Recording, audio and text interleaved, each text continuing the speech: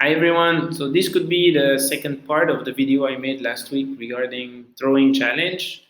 And my idea was because we're stuck at home one more time teaching online PE for elementary to start practicing target throwing, and we are limited with the space obviously. And check the video if you don't remember, but I was using a basket like that.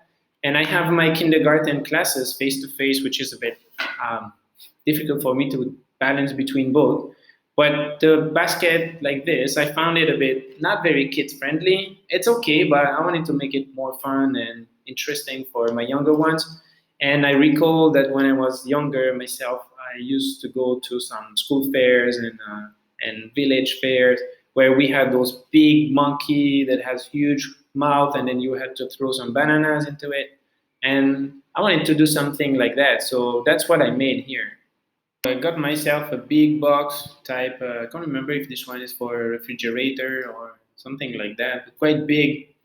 And then I started cutting it. I used the cutter, and then I made an angle that would be appropriate for the kids. So it's about like 45 degrees or something like that. Then I glued some papers on it, white papers, and I drew a nice frog, big frog with a big mouth. And then I cut them out. And after cutting it, actually, and when I drew the frog, I wanted to cut all around the mouth. And then it looked like it had teeth. And so I found it quite cool. My wife said it looked like a monster, but it's fine. It's like a very hungry frog, isn't it? So I told my kids, now the frog's there. She's very hungry. You need to feed the frog with the bean bags, and the bean bags are insects. So send the insects to the mouth of the frog.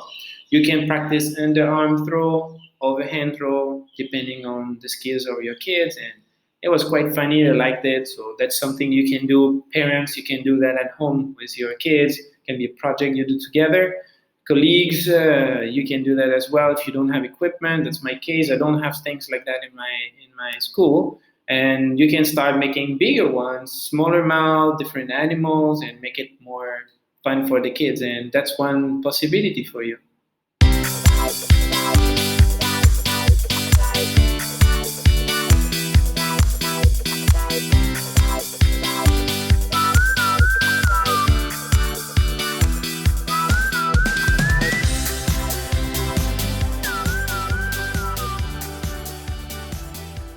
Thanks for watching. If you like the video, don't hesitate to click on the thumbs up and subscribe for more.